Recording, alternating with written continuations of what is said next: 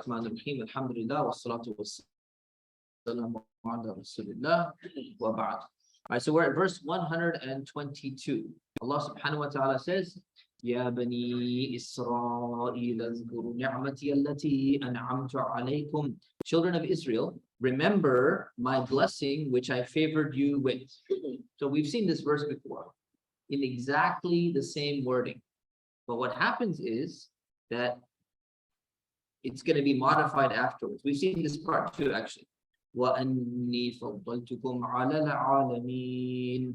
And that I preferred you over the communities, meaning over the other communities that existed at that time. So remember what's happening here is that Allah subhanahu wa ta'ala is reminding us and telling us that the story of the children of Israel is now ending. And the reason why they were chosen was because of their dedication to Allah, and now the story starts to transition. So it explains to them and it warns them, and it says in verse 123, وَاتَّقُوا يَوْمًا لَا تَجْزِي نَفْسٌ عَنْ نَفْسٍ شَيْئًا.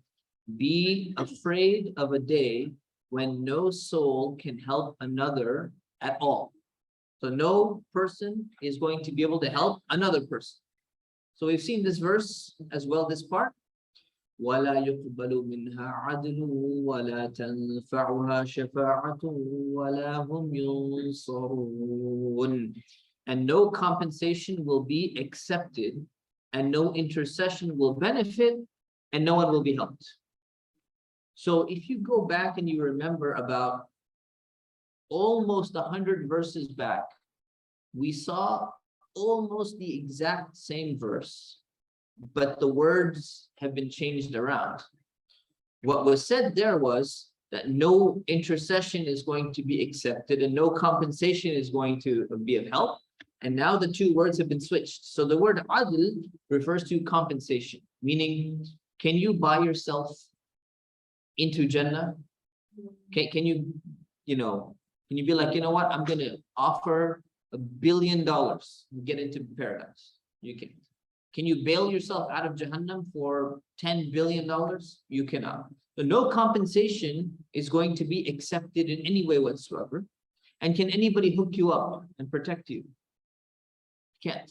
So it's not going to happen as well. So no one can help you and nothing can help you. And then he says, وَلَا هُمْ يُنصَرُونَ, and no one's going to be helped in any ways. So what's interesting here is that the story of the children of Israel, of the Bani Israel, it began with these verses. In the beginning, when we transitioned from the story of Adam to the story of the children of Israel, it began with this. And now their story is done. And it ends with this as well. And then it transitions into the story of Prophet Ibrahim. Okay, or I start talking about Prophet Ibrahim. So then Allah subhanahu wa ta'ala says, وَإِذِ ابْتَلَى إِبْرَاهِيمَ رَبُّهُ بِكَلِمَاتٍ فَأَتَمَّهُنَّ. Reflect on when Ibrahim was tested by his Lord with some orders or some commands, and he fulfilled all of them. So now Allah is introducing this Prophet Ibrahim. And he's talking about how Ibrahim is very significant, because if you look at what's going on, using Prophet Ibrahim is a very important thing, particularly here, because it's been talking about the people of the book. It's been talking about the Jews and the Christians. And what happens is all of them go back, Muslims, Jews, and Christians, they all go back and they trace their spiritual ancestry to Prophet Ibrahim. So now it's going to go and mention Ibrahim. Now, what do we know historically about Ibrahim? We know that he was from, we have historical documents which indicate that Ibrahim was from this area known as Chaldea. And Chaldea was basically in the region of Syria, Palestine at the time. If you have to understand that there's ancient Syria or greater Syria or the Levant, and then there's modern day Syria. Ancient Syria was 4 countries today: Palestine, Jordan, Lebanon, and Syria. They make up the old Sham region of greater Syria. So he was from that region. And then later on, he moved to Arabia. So he's a very important figure because technically, if you look at it, we're talking about, the children of Israel and how they claim that their lineage is better and they're the chosen people and they're, better than others and they're going to be protected and they can go straight to paradise and all that stuff. Both of them, right? Both the Arabs as well as the Israelites, they trace their ancestry back to Ibrahim. So now it's going to go basically going one level back and saying, well, wait a minute. You people, the Arabs trace their lineage back to Ismail or Ishmael. The children of Israel trace their lineage back to Isaac or Ishaq. But both of them go back to Prophet Ibrahim. So now it's going to go up to Ibrahim.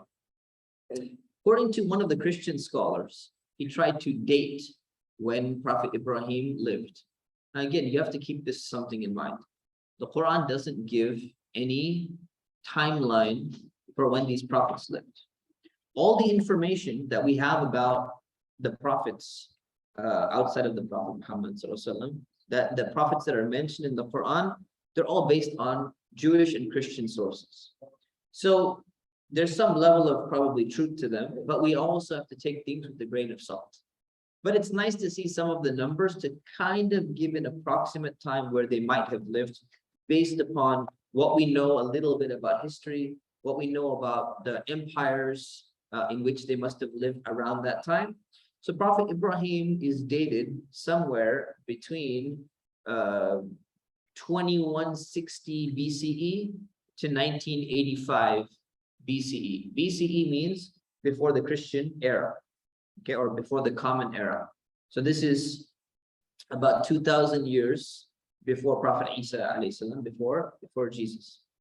This is an approximation, of course, but this is what history records seem to indicate to us. So he was there. So what is Allah subhanahu wa ta'ala saying? Allah is basically saying, I want you all to reflect on Ibrahim, who he was, and Allah tested him with some things, and he fulfilled all of the commands, meaning he was like a perfect student. He was a straight A student. He did everything that he was supposed to do. So now, what Allah is trying to say is that if this is a true servant of Allah, if he did everything he's supposed to be doing, this should be one of your role models. You should go back and you should look up to him and say, this is somebody that we need to follow. So Allah is going to set up the argument and say, why don't you follow the religion, the true religion of Prophet Ibrahim? Because he was a true servant of Allah. So this is the first thing that's mentioned about Ibrahim. He says, قَالَ إِنِّي جَاعِلُكَ لِلنَّاسِ إِمَامًا. So Allah said, he said, I'm going to make you a role model for all people. Ibrahim was told, I'm going to make you a role model for all the people to come after you. So he's going to be a great example. So Prophet Ibrahim, can you imagine how good, imagine Allah were to tell you something like this. You'd be so happy. You'd be like, SubhanAllah, Allah is going to bless me. He's going to make other people look up to me. Like this is the best thing you could ever hope for. Prophet Ibrahim, he's concerned. Because you have to understand it. If you know the story of Ibrahim, you have to understand his background. What was his background? His background was he came from a family which was worshiping idols. According to historical sources, his father was not only worshiping idols, he was making and selling idols. So, and there was a big issue with his people. They did not want to abandon their idolatry. He got into an argument with the king who said that he's God. And they got in, he's trying to explain to him this is wrong. So Prophet Ibrahim naturally has a concern about family. He's like, look, my family, none of them became Muslim. My father's arguing, my people are arguing. They don't want to understand the truth. They don't want to give up their idolatry. So in the mind of Prophet Ibrahim, because of where he's coming from, he's naturally concerned about this. So what does he ask Allah? Allah just gave him the amazing news. I'm going to make you a role model for everyone. And what's the concern that Prophet Ibrahim has? He said, what about my descendants? Like, what about my family that comes afterwards? Like, are they going to be role models as well? He's so happy. He's like, you're going to make me a role model. I want my children and my grandchildren and my great-grandchildren. I want all of them to be role models. This would be the best thing ever. And you know, this is a natural tendency of people. And people have a concern for what's going to happen to me afterwards. Allah subhanahu wa ta'ala responds and says, قَالَ لَا يَنَالُ عَهْدِ الظَّالِمِينَ. Said, my promise will not apply to the unjust people, to the immoral people, to bad people. It's not going to apply to those people. So the response was, it's a yes and it's a no. The yes is, the no is, Ibrahim, you're the role model because of what you've done. It's not going to just automatically continue into your bloodline. But then there's a little bit of a yes there too, in saying, you know what? The good people among your followers or among your children and your descendants, we're going to give them the respect and the honor that they deserve. But you're not going to have some perfect family. Your family is not going to be all perfect. And that's a really important thing that Ibrahim is being reminded of. Because today we have this assumption that a righteous person is going to have righteous children and righteous grandchildren. And somehow they're going to be able to automatically ensure that everyone in the family, in the greater family, they're all going to be on the same right path and straight path. And Allah subhanahu wa ta'ala is basically telling him, says, you know what? You can't even guarantee that. You're the role model for people, but you know what? You can't guarantee what's going to happen with your family. And I'm not going to give you nobody is going to get a special status because of their parents. So when your kids come out, any of your children who are unjust, they're zalimeen, they're not going to get a special status just because you're their dad. And your grandchildren, just because you're their grandfather, they're not going to get a special status just because of what you had done. Because everyone in Islam is responsible for their own deeds. This is a very, powerful reminder that number one, just because you're righteous doesn't mean you can for sure guarantee that you're going to have a righteous family. And number two, there's a natural concern that we all have for our family members. Prophet Ibrahim had that concern. He's getting this honor and he's like, what about my family? And he's saying, you know what? No promise when it comes to your family. Because anyone, who does something good, they're going to get something from Allah. But you cannot claim that just because of your family status or reputation. All right, next verse. وَإِذْ جَعَلْنَا الْبَيْتَ مَثَابَةً لِلنَّاسِ وَأَمْنًا. Reflect on when we made the house a resort for people and a secure place. Now the word bayt, those of you who take my Arabic class last week, big intro to Arabic class, you should know that it means the house. And here, when we're talking about the house and we're talking about Prophet Ibrahim, it means the sacred house. And the sacred house is referring to the Kaaba. So the Kaaba was built by Prophet Ibrahim, was built by his son, Prophet Ismail, and the two of them made the Kaaba together. So Allah is now talking about the story of the Kaaba and how the Kaaba was built. He says, remember when we made this sacred house a resort for people. Mathaba means a place where people go and visit. So even until today and in the past, people have been going, and it's almost, the word resort is so interesting. I was looking at what's a good translation for mathaba, right? And looking at all the different translations, I'm like, you know what, this is perfect. Technically, a visit to Mecca or Medina, like visit to Mecca, when you go for Umrah, the Kaaba is like a resort. When we say resort, we're like going to like a vacation resort like area. When you go there, it's like, it's not just a luxurious resort. It's a spiritual resort. It's somewhere you go there to just really focus and get away from the world. And you're supposed to go and you focus your attention on Allah subhanahu wa ta'ala and worshiping Him. So he says, remember, we made the sacred house a resort for people so they can go there. وَأَمْنًا. And it was a secure place because fighting, war was not allowed. In fact, even people were able to take refuge there. People who were, in trouble, people were pursuing them. This was like a safe area. Someone wants to go in there, they want to spend the rest of their life over there, no one should touch them. Now, let's say you have to, let's say you're waiting you wrong somebody, the person's waiting for you outside of Makkah. Okay, they can't mess with you inside of Makkah, but they can wait for you outside. So if you want to leave, then they can get you. But inside, Makkah is safe. It's a place of peace. It's a place of security. Nobody should be causing any problems to anybody. So this is the Kaaba, and this is what happened in Mecca, in the city of Mecca. وَاتَّخِذُوا مِن مَقَامِ إِبْرَاهِيمَ مُصَلَّى. So we said, meaning Allah saying, we said, make the standing place of Ibrahim a place of prayer. Now what's happening here is that you have the story of Prophet Ibrahim being told. And now all of a sudden, the Quran does this a lot. It switches from one story to another story and then back again. It's very, very common. So what's happening is they're talking about the story of Prophet Ibrahim, and now all of a sudden it switches to the Muslim community. It says, by the way, you Muslims, you guys should be taking the place where Ibrahim stood to pray. You should be praying in that area. That's part of your rites. That's part of the way in which you perform the going around the Kaaba. So when you go for, so what is Maqam Ibrahim?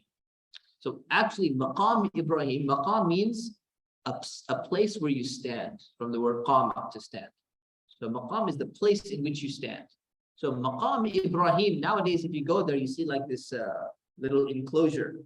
And this enclosure is there, and it looks like it's got a rock in there. It's got 2 footprints, and they say this is where Prophet Ibrahim was standing to build and all of that stuff. And it's kind of adjacent to where the door of the Kaaba is.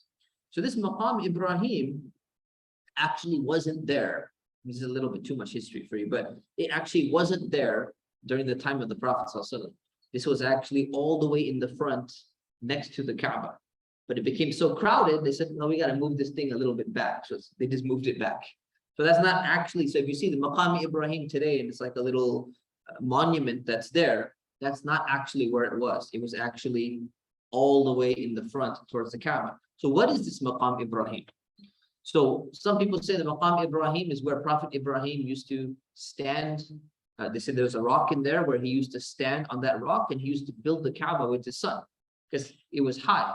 So he needs, they didn't have like ladders and stuff like that. So he needs something to stand on so he can make it a little bit higher. So he would stand on this rock. But the Maqam Ibrahim that's being spoken of here in the Quran is the place where Ibrahim used to stand and pray when he was praying at the Kaaba. Because how many people did he have? Today, when you go to the Kaaba, it's full. So you just find any spot you can. You're like, I don't care which side of the Kaaba I am. As long as I can make it inside, I'm good. Ibrahim didn't have that crowd of people at the time. So where did he choose to stand? So the same place that he used to stand and pray, which is kind of near the door of the Kaaba, that's known as the Maqam Ibrahim. So what's being said here is to say, take the place of Ibrahim where he used to pray, take that as a place for you to pray as well. And this relates to after you perform the tawaf and you walk around the Kaaba 7 times, this is one way of worshiping Allah, because you make the center point, the Kaaba, the center point of your motion, which means it's the center of your life. This is a way of worshiping Allah. When you're done, you perform 2 extra units of prayer at the Maqam Ibrahim, if you can make it around that area, and everyone tries to get in that area. So this is what this is saying. So saying, by the way, you should also take the Maqam of Ibrahim as a place of prayer, showing the honor that Prophet Ibrahim is supposed to be getting here. وَعَهِدْنَا إِلَىٰ إِبْرَاهِيمَ وَإِسْمَاعِيلَ أَن طَهِّرَا بَيْتِيَ لِلطَّائِفِينَ وَالْعَاكِفِينَ وَالرُّكَّعِ السُّجُودِ. We made an agreement with Ibrahim and Ismail to purify my house for those who walk around it, those who stay there, and those who bow down and prostrate themselves in prayer. So there's a few things here. So first of all, Allah is saying we made a covenant, we made an agreement. Ibrahim and Ismail, your job is to purify my house. Now there's like a double meaning here. Purify my house for the people who are praying there. What does purify my house mean? It means 1, keep it clean. And number 2, it means keep it pure for my worship only. Right? And this is very significant because if you look at the other verses, I think we've just covered them, right? You look at the verses about what are the Quraysh doing to the Muslims at the time that these verses are being revealed. They're not allowing them to go and perform Umrah. They're not allowing them into Mecca. They have idols inside of the Kaaba. So what's going on here is you have the same command that's being given to Ibrahim thousands of years ago, the same language. It's like Ibrahim was told to purify my house. And now the Prophet Muhammad ﷺ, he's getting the message, purify the Kaaba. Purified from what? From all these idols. Basically, the Prophet ﷺ, he left Mecca and he moved to Medina, and the Muslims are in Medina right now. And now Allah is giving him the message, you still have a mission, you have a job. Your job is to purify the Kaaba of these idols that are sitting there right now, the same way we told Ibrahim and Ismail to keep the house pure. So if you just read into the connection here, when you look at the historical context, it's really amazing. It's like saying one thing and having a second meaning on the same side. And it's like the Prophet ﷺ is being spoken to directly while the story of Ibrahim is being presented at the same time. So who are these, what are these people doing? So the people who go to the Kaaba, the house needs to be purified for them. And what do? The people who walk around it, so ta'ifin. So people who do tawaf are called ta'ifin. They're the ones who are going and worshiping Allah by walking around the house. Wal-aakifin, the people who are performing what's called i'tikaf, like seclusion, or basically staying there. Right? Either means staying in front of the Kaaba, or it means even just staying in the city of Mecca. Because when people would travel, people who don't live in Mecca, what do? When you go and you travel to Mecca, today, maybe some Muslims do a little bit too much shopping, but what you're supposed to be doing, do a little bit of shopping. What you're supposed to be doing when you go to Mecca, it's a religious, spiritual retreat, right? You're supposed to go there, and your job is you go there to cut yourself off from the entire world. So that's like i'tikaf. I'tikaf is you can seclude yourself in a masjid, especially in the month of Ramadan, the last 10 nights. The Prophet Muhammad ﷺ used to seclude himself. So you're cutting yourself off from the rest of the world. So here the same wording is used, that there are people who go to Mecca, they pray, but they just stay in Mecca, they stay near the Kaaba, and for them, that's an act of worship in and of itself. Just being in the area, cutting yourself off from everything else, it's something which brings peace, contentment to your heart, and it's a way of worshiping Allah subhanahu wa ta'ala. And the people who bow and the people who prostrate. So both of these things are ways of worshiping Allah. These are among the most important ways, or among the most important positions in prayer. Bowing, showing humility, and prostrating all the way down, showing yourself your prostration in front of Allah. So this is now talking about the Kaaba and the function of the Kaaba. Now, what's interesting is that this was built by Prophet Ibrahim thousands of years ago. And it is said that the original foundations of the Kaaba were actually laid down from the time of Prophet Adam. But Prophet Ibrahim he actually built the building itself. And we'll talk about that in a moment. But the Kaaba itself is something that has been venerated. We have historical evidence to show that this is something which was much older than the Prophet Muhammad. This is not something that just was invented during his time. So one of the earliest references to the Kaaba is by a Greek traveler.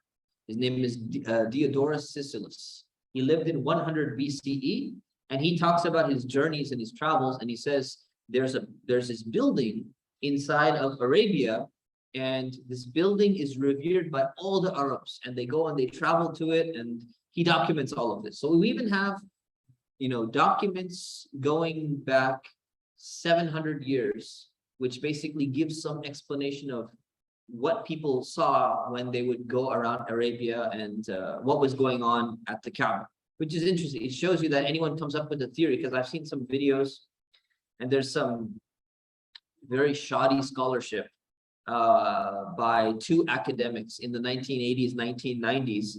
They wrote this book. It's a ridiculous book. It's called Hagerism. Patricia Cron and Michael Cook. They've made Toba, they've apologized and realized that their PhD thesis and their master's thesis on this was absolute garbage. But they were trying to say that Umar ibn al-Khattab invented the religion of Islam. There was no prophet. There was no city of Mecca. This was all invented. There's no historical document and everything. And this was like a big craze in all the universities. They're like, oh, this is brand new research. they've shown that it didn't exist. Someone recently sent me a video. They're like, this guy has shown and proven that like Mecca or the Kaaba was not in the place where it was supposed to be. And he's got some PhD in front of his name. And they're like, wow, this guy's such a great professor or whatever. This is all nonsense, actually. If you just go and you do proper research and you see, look, there's so much documented historical evidence to show the historicity, meaning that it's historically factual when it comes to the Kaaba, the Prophet Muhammad ﷺ, all of these things that are basically the foundation of our religion. These people, the reason why I'm telling you this, be wary of sensationalist news, right? Especially in academia. Even if it comes out of a university, it's, oh, this new professor from Princeton University just discovered something new about Islam. And they've shown that, the well of Zamzam was actually in Medina or something like that. I can imagine someone coming out with this. And these things get discredited over time. So don't be one of those Muslims who jumps on the bandwagon when it comes to these things. We have very good documented evidence with regards to all of these things, especially even when it comes to the Kaaba. So it's talking about the Kaaba here. Verse 126 is cut off. وَإِذْ قَالَ إِبْرَاهِيمُ رَبِّ اجْعَلْ هَذَا بَلَدًا آمِنًا. Reflect on when Ibrahim said, make this a safe city. So it's saying, remember when Prophet Ibrahim, he prayed to Allah and he said, oh Allah, make this city safe. So this was one of the things that that Prophet Ibrahim asked Allah for. I'll take questions at the end, but is it directly relevant to this? What is it?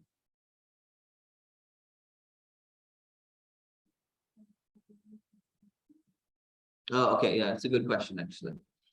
So it's saying, Allah said, I've made the city safe. Why is Prophet Ibrahim saying make the city safe? So first, Allah is giving a summary of the story, and now he's getting into the details of saying, this is how it all happened. So it's not in order. Yeah, it exactly happened after. Yeah.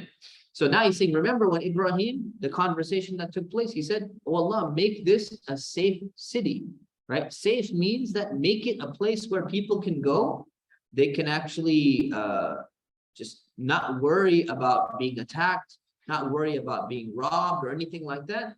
So he's asking for a number of things. So what has happened?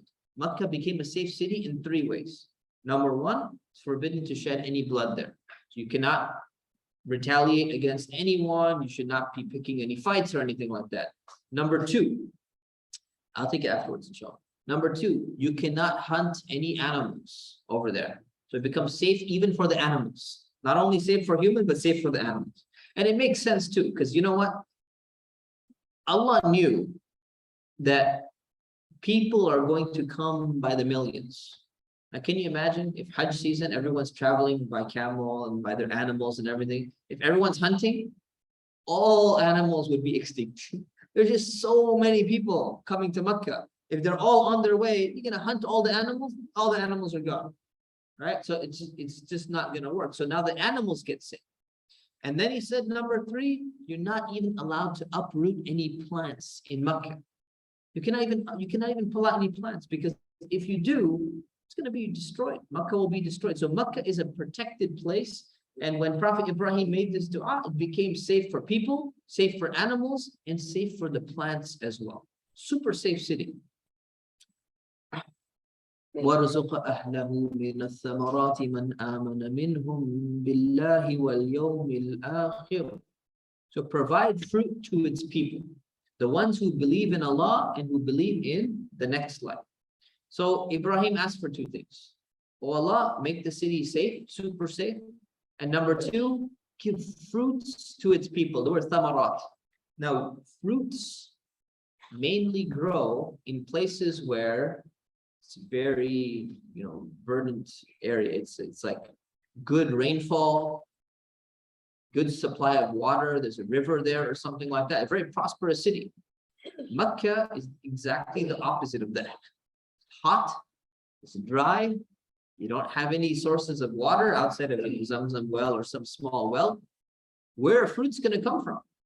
So Ibrahim is asking, Allah, give them some good food and give them fruit. Fruits was considered to be like a type of luxury. Like in one sense, animals are a type of luxury food. But fruits are another type of luxury food, especially when in areas where they cannot grow, like in Mecca. It's very hard for any fruits to grow in Mecca. Even the dates don't really grow much in Mecca. The dates grow in Medina because it's a different climate. So here, Ibrahim's asking them for these things. And he's saying, who should you give this to? Give the peace and give the fruits to the people who believe in Allah and the people who believe in the next life. So now think about, well, why did Prophet Ibrahim specify this?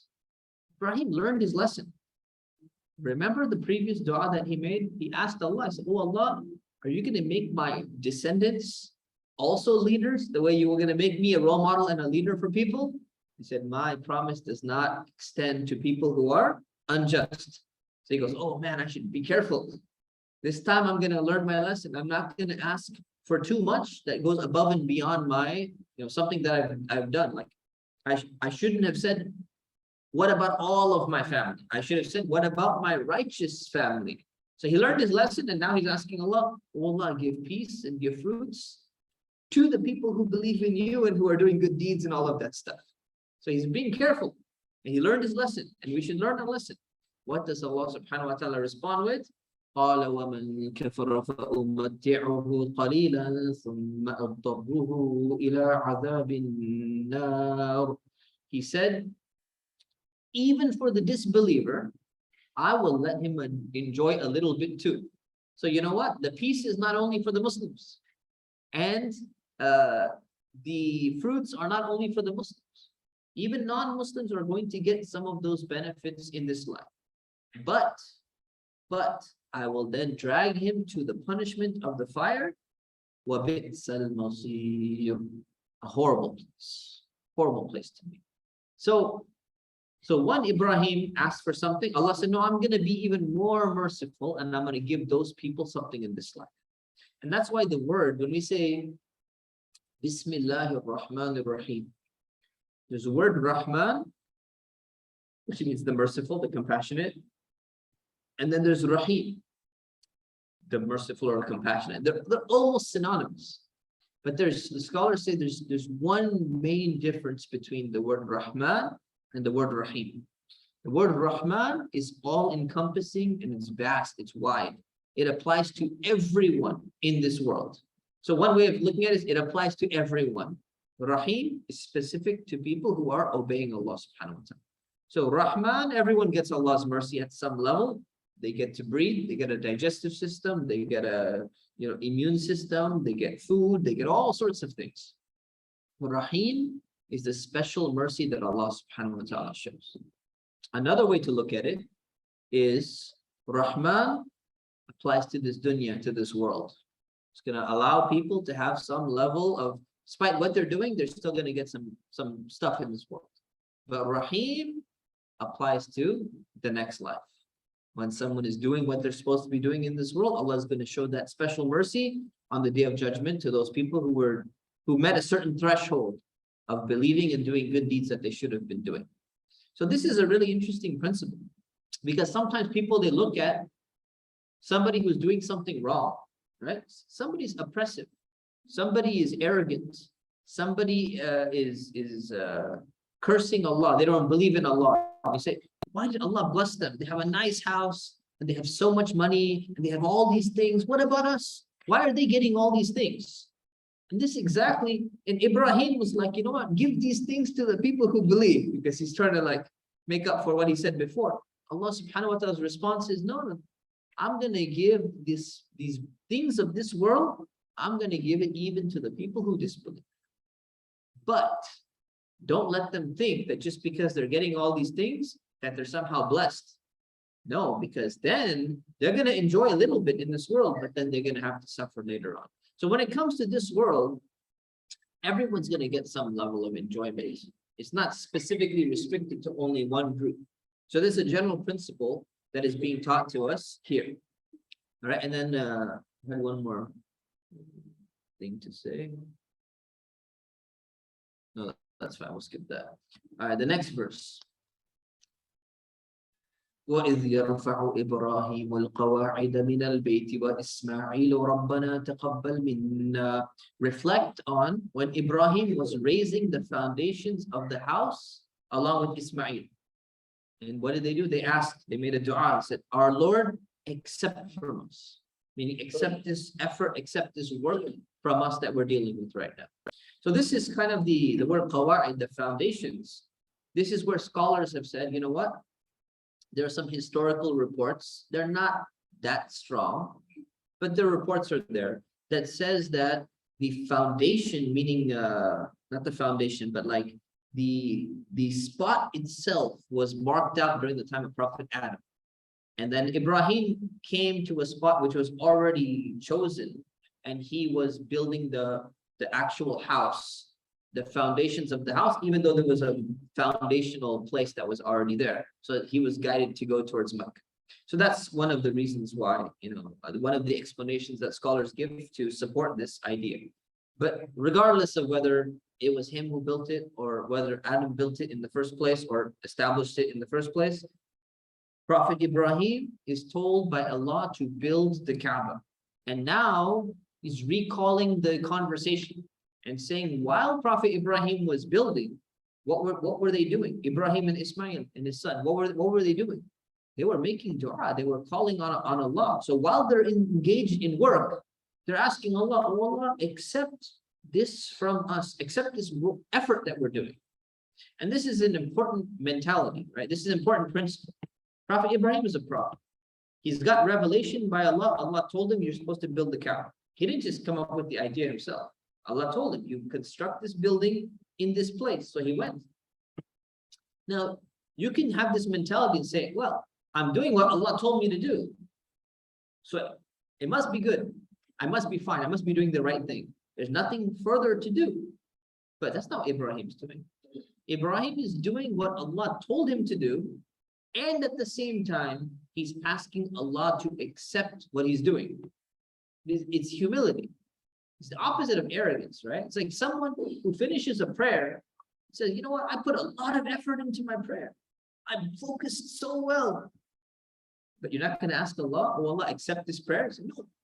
Look at the mentality. Like some people's mentality is, well, Allah must accept my prayer because it was so good. I did such a good job. Like my fasting in Ramadan, I did an amazing job. Why should I? Allah should accept it.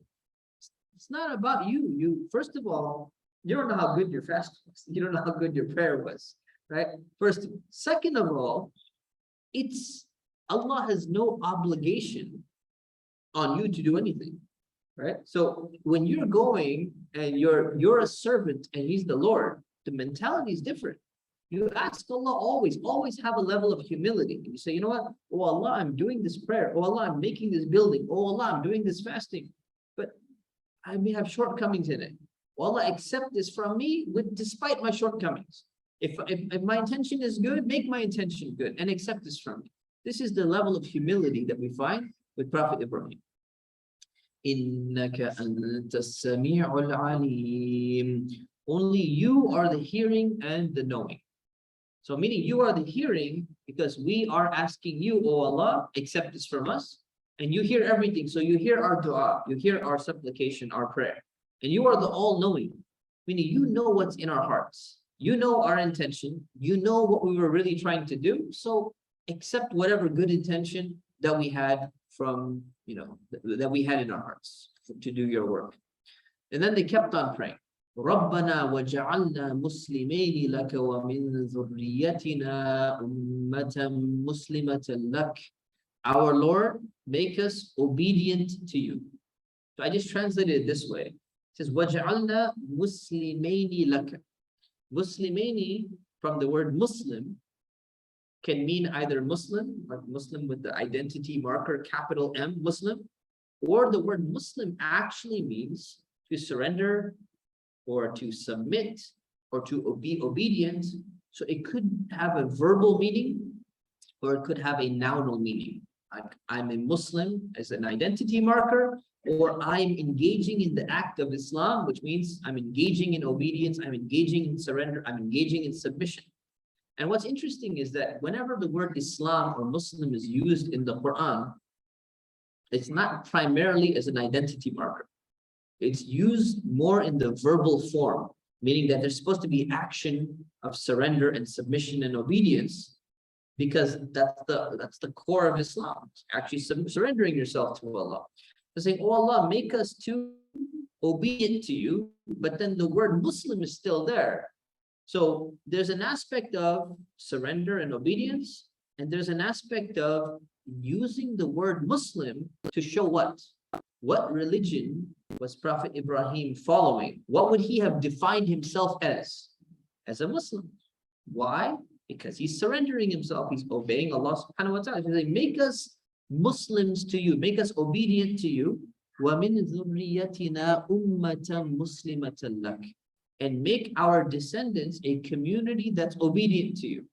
But technically it's saying, make our community that is a ummatan muslima, a Muslim community, a surrendering community. But then the word Muslim, that's what it means. So it's saying that he's saying, make our descendants to be a Muslim community. Who are the descendants? Arabs and the Israelites. So the children of Israel who named themselves somewhere down the line in history to become Jews, what religion were they following? It was not Judaism. The actual dua, the supplication that Prophet Ibrahim made was, I want my followers, my children who are my followers, they're a Muslim community. So now you find basically that Allah subhanahu wa ta'ala is presenting this argument here. It's very, very clever, very genius argument. He's saying that if you're surrendering yourself to Allah, and the wording that Ibrahim used is exactly the same wording that the word religion of Islam is coming to say. Ummata muslimatan lak. Wa arina manasikana wa tub alayna, and show us our rituals. Rituals meaning, how do we visit this house? So basically Allah said, build a Kaaba. So they built a Kaaba. Now they could be like, okay, well, we built a Kaaba. Now Ibrahim is saying, show us how you want us to worship you at the Kaaba. This is very important to the idea of being Muslim. When you surrender yourself, when you make yourself obedient to Allah, you're not trying to invent something on your own. Today, it's very trendy to invent your own religion, right? It's like to practice religion your way. Right, the way that you feel comfortable. So if someone says, you know what, I want to like stay near my bed, and I want to like hold my hands like this and pray.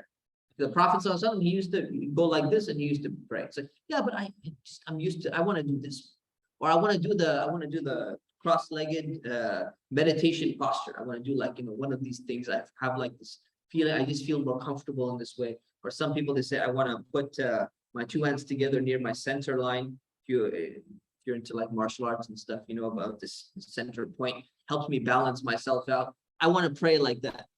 Thing is, it's not about how you want to pray. If you're praying to Allah, you should pray the way that Allah wants you to pray. So it's very clear that Prophet Ibrahim, so humble, instead of saying, I'm going to pray to you, O Allah, and I want you to accept the way that I'm praying to you, say, oh Allah, I don't know how you want me to pray to you. You show me how I'm supposed to pray to you. Arina manasikana. Show us how what are we supposed to do at this Kaaba? You tell us what we're supposed to do. We want you to explain this to us. Wa tub alayna. And forgive us for whatever mistakes that we made. There's an extra kaf here, just remove that. Innaka anta tawwabur rahim. Only you are the most forgiving and the most merciful. Any mistakes that we've made, oh Allah, forgive us for them.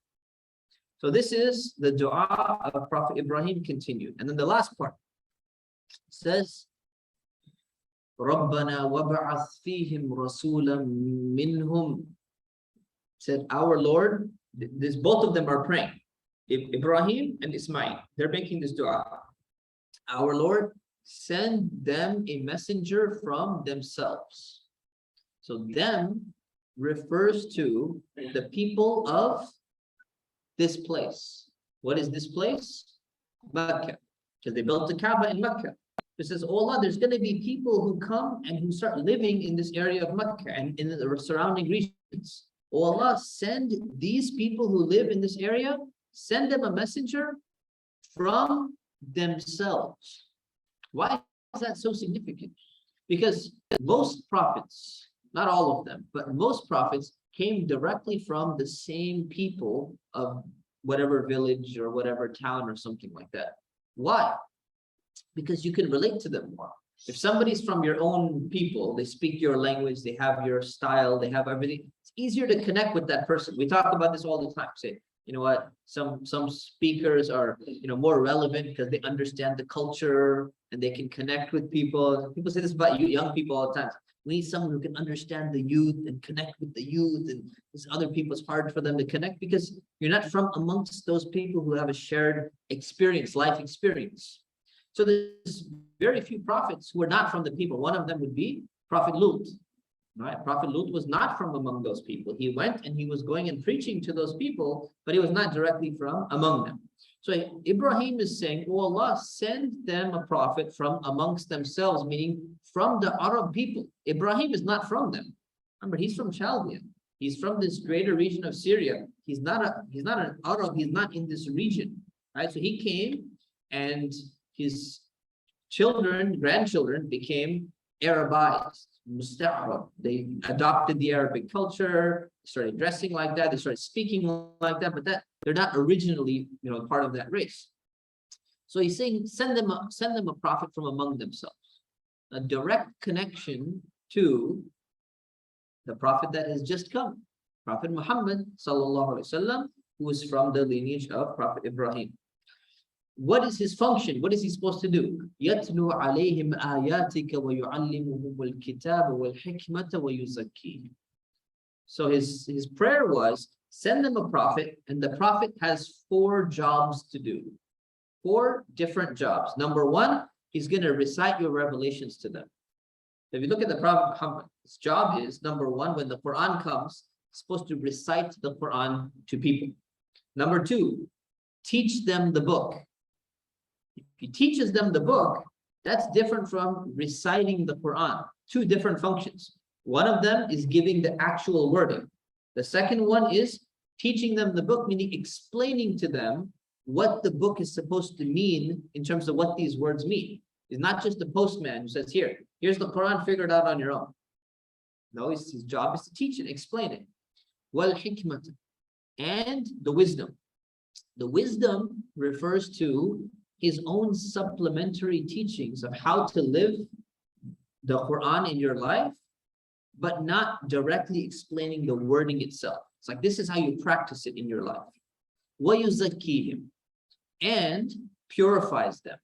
And when you purify them, meaning like serve as a spiritual guide to be an example of what is the best type of conduct that anyone can possibly follow. And when you have that, that shows you, you know, it's not just knowledge. So you have recitation of the Quran, just wording, passing on the wording. Then you have explaining, like tafsir, explaining what these words actually mean. Then you have supplementary explanation, meaning through your own example. This is how I'm going to live my life according to the Quran. This is an example for you. What's hadith, sunnah, all of the things that we read about his life. And number 4, being that spiritual role model and guide in addition to that, on top of that. So 4 functions of a prophet. Innaka antal azizul hakim. Only you are the all-powerful and the all-wise. All-powerful meaning, wallah, you can do this if you want. I'm asking you, send them a prophet from themselves. You're the all-powerful, you can do this. Al-Hakim, you're the all-wise, meaning you know if this is a good request, and you know when and who to send. So it's all up to you. This is just my request and my suggestion. I hope you can do something like this. And now the Prophet Muhammad sallallahu alaihi wasallam, he comes as a response to this supplication. All right, questions? Yes.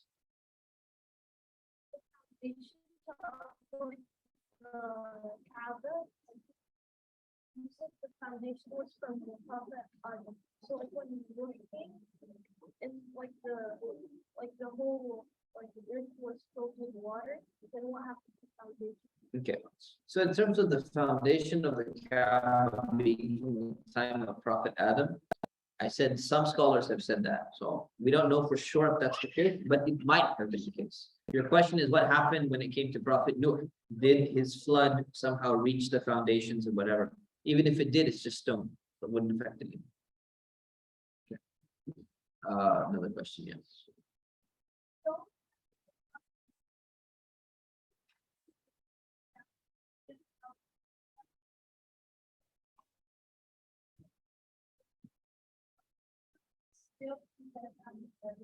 Yeah, so there's still a stone that's there, and they say that this is what the stone that the Prophet Ibrahim used to stand on, but it's still there. We don't know 100% if that's actually the stone, but it might be the actual stone. Yeah.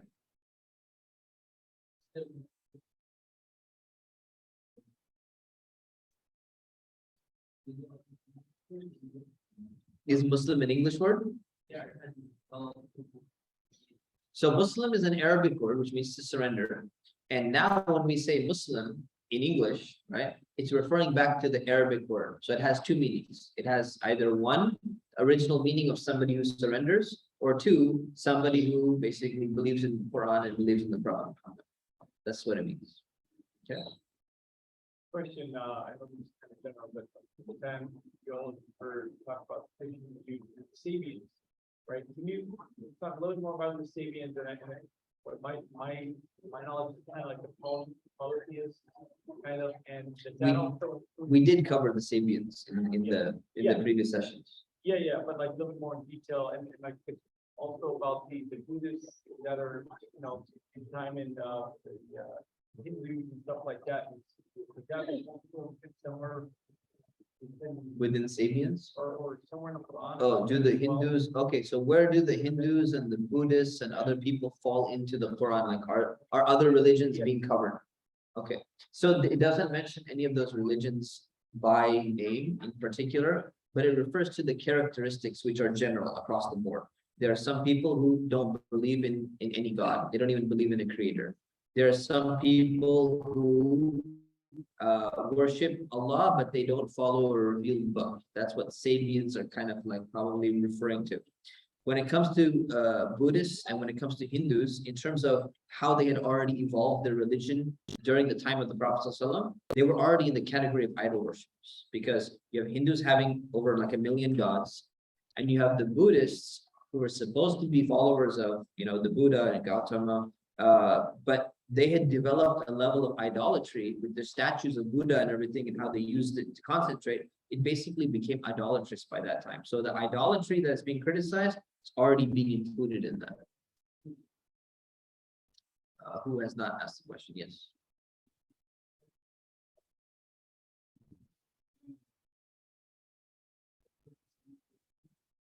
Yes.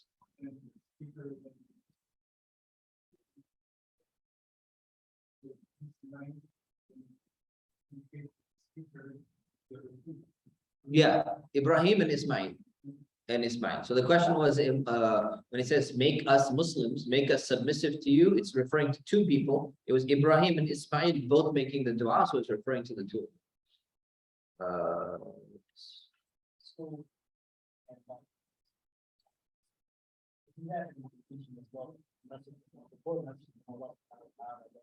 Basically the same method across all the ways to Yes, so the core message of all the prophets is the same across all the prophets going back.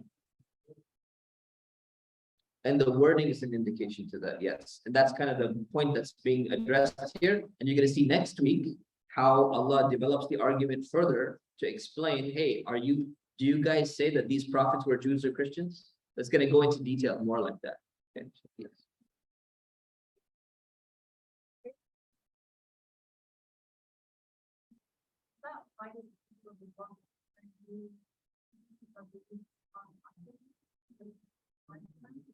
I didn't get the second part of your question.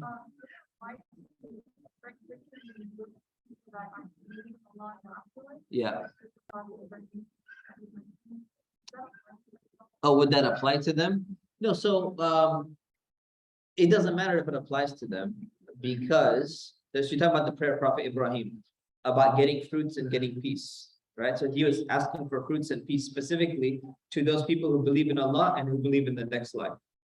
So When you say believe in Allah and believe in the next life, meaning believe in Allah the correct way, and believe in the next life, meaning in the correct way, like you're supposed to be doing the right things. So no, it doesn't apply to anyone who's like today, who is not following the path of Islam correctly. But it wouldn't matter because Allah said, even if they don't do that, I'm still going to give them fruits in this life. So it really wouldn't matter. But we've seen other verses previously in previous sessions where it says, whoever believes in Allah and believes in the last day and does good deeds, doesn't matter what religion they are, they're going to be fine. But what it means is that they believe correctly, the way that Allah wants them to believe. Okay? Inshallah. We'll leave it at that because we have to make adhan and we have to pray, but I'll take questions afterwards if you guys want. Inshallah. Subhanakallahumma wa bihamdik. Nastaghfirullah wa natubu ilayk. Assalamu alaikum.